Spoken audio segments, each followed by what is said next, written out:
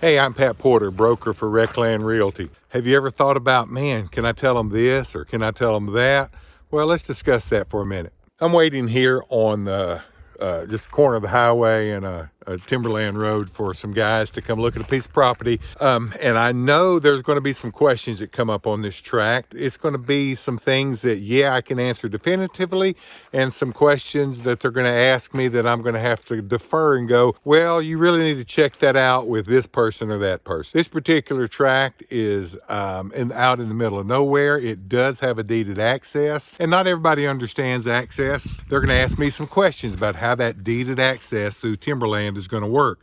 That access has not been developed. Come in here with a dozer and track hoe and open up that access. And so they're going to have questions about that, about removing existing trees from the timber company that owns it, in that access. So there are going to be some detailed questions that are going to need some answers. Some of them I can answer comfortably and safely, and others I'm gonna have to say, hey, you need to check that out with this person, this agency, that agency, whatever. And that's with a lot of different tracts that we sell, and you sell as well. Buyers are going to ask you questions that you're probably going to know the answer to, or at least you think you do. You got a good understanding, and you're going to want to give that answer just to kind of help make things smooth and facilitate the sale.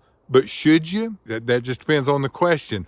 I believe sometimes as land agents, we probably answer more than we should in confident, detailed terms because we've got the experience. We're pretty knowledgeable on a lot of things, but there are some areas we just need to just back away from just a little bit and be cautious in giving answers, because if things don't work out just like we said, we're the one that gave them that information, it's going to come back on us. Some of those questions have to do if a client is listing a property and he's getting ready to sell it, what are his tax obligations? What are his capital gains going to be? Well, I have a general understanding. I mean, I'm a landowner and I buy land, sell land, and have to pay capital gains taxes. So pretty good understanding of it, but I'm not a CPA.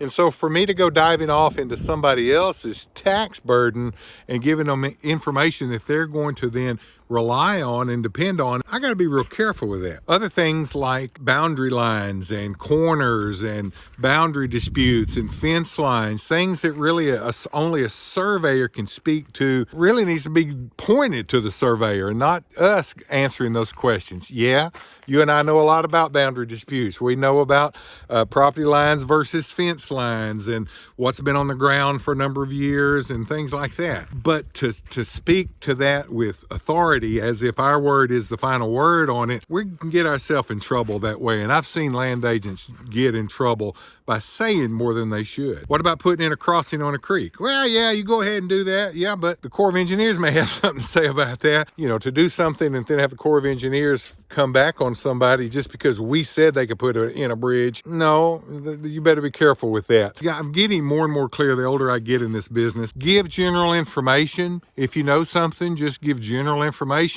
But make sure the final part of your answer is be sure to check it out with this person, that person. Be sure to call NRCS about, can you clear up these this low ground here.